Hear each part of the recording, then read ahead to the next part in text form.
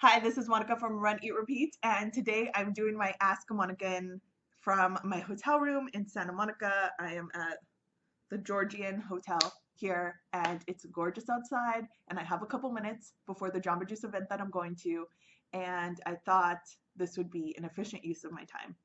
So this is what we're doing. Ask Monican questions from your emails today, and they're both running specific related questions about how to bounce back. The first one says that she lost her running mojo. She ran her first marathon in February and just since then felt that her running mojo ran off with her that day, and basically just can't get back into it. Took a full week off and still now just is having a really hard time. I don't know if you heard that. There's some horn situation going on outside. Just having a really hard time getting back into it. And she says, even though my fiance and I have begun training for a half in Atlanta, I still feel lost. So, out of all of that, my question is, have you ever lost your running mojo, particularly after your first marathon? How long until you felt good running again? I doubt what I'm feeling is abnormal, but would like your opinion. Yes, I actually think you're very lucky that you lost your running mojo after training for your marathon because I have been in situations, marathon training cycles, where I'm in training for a marathon and I'm just like burnt out. It happens, especially when you're training for half marathon or marathon. It's very taxing on your body and psychologically and time wise. And sometimes we all get to a place where we just want to break or we don't want to run for a while. It's normal. Bouncing back from that is a whole other hurdle, right?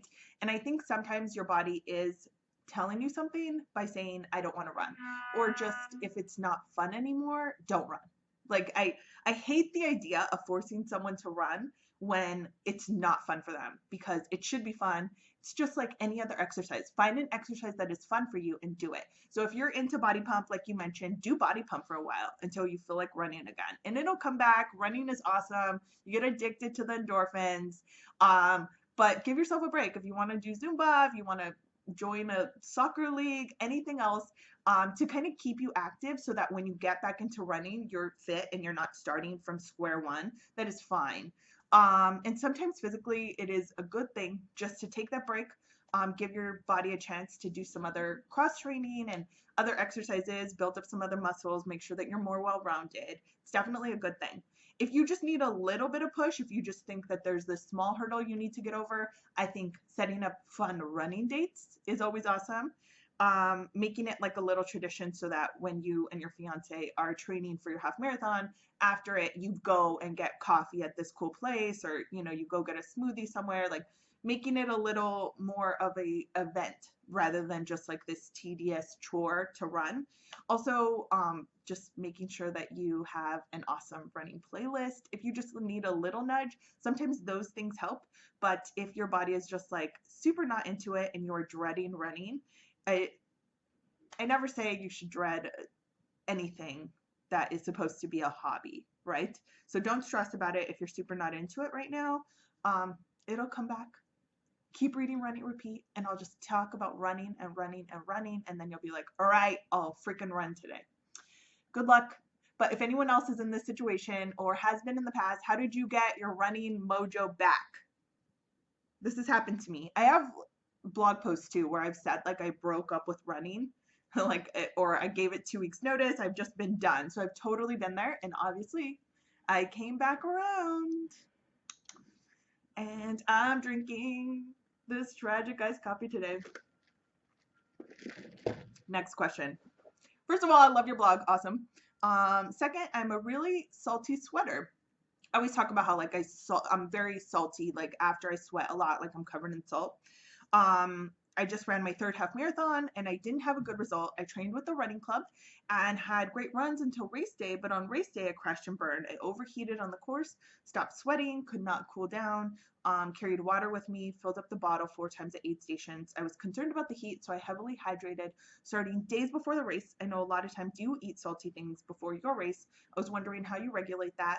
And if you feel it makes a difference, and have you ever experienced overheating on a course, do you have any recommendations for salt intake? Okay, I always talk about how I eat a lot of salt before races. In general, I eat a lot of salt, but I also like drink a lot of liquids. So that helps balance me out. And then like I sweat profusely. So this is what has worked for me. I don't measure it on any level. I don't keep track of how much salt I'm getting in or how much sodium in general. I just know that this is what I need. And I figured out my body, but this is like years and years of running distances, right? That I've kind of figured this out. So I don't have any specific numbers for you in terms of how much salt you should be taking in. It's something you have to practice during training. You should never try anything new on race day or even the couple of days before race day. You want to make sure you figured it out over the weeks of training. Boom. It sounds like it was just a really hot day and your body kind of had a hard day, and that's totally fine and normal.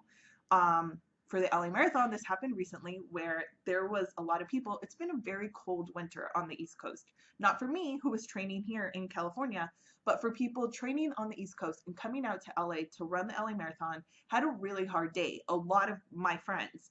And that's normal. Your body isn't used to training in this kind of weather. And sometimes it's just an unseasonably hot day, or sometimes your body is just not feeling the heat for whatever reason. So if it's really hot or really cold, you need to adjust your race day goals. So it's going to be that much harder if you set this goal beforehand and then it's like really hot or really cold and you're really trying to push it and then you get frustrated with yourself because it's not working.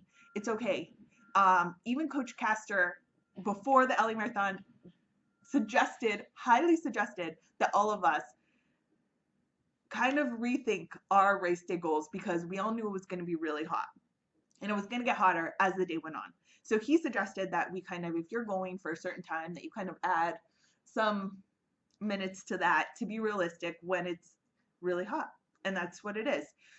So don't be super hard on yourself. If it was hot, and your body just reacted in a certain way. If this keeps happening, definitely practice in training how you're hydrating, how you are taking in sodium.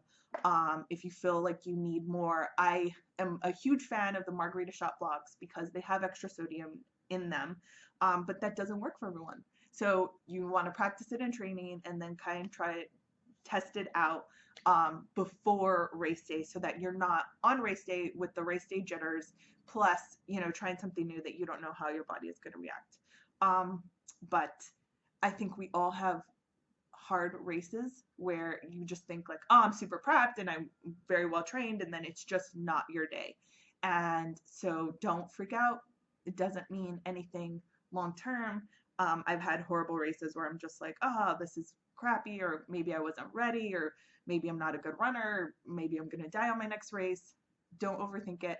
Use the information about what happened to learn from it so it doesn't happen again. But don't be so hard on yourself. Stay positive. You finished the race. You're awesome. You will live to run another day. Good luck. If you have suggestions, leave them in the comments for these people. And if you have a question for me, runitrepeat@gmail.com, or leave it in the comments, or tweet me up, or leave a Facebook message, or send a carrier pigeon, whatever you want to do. Have a good day.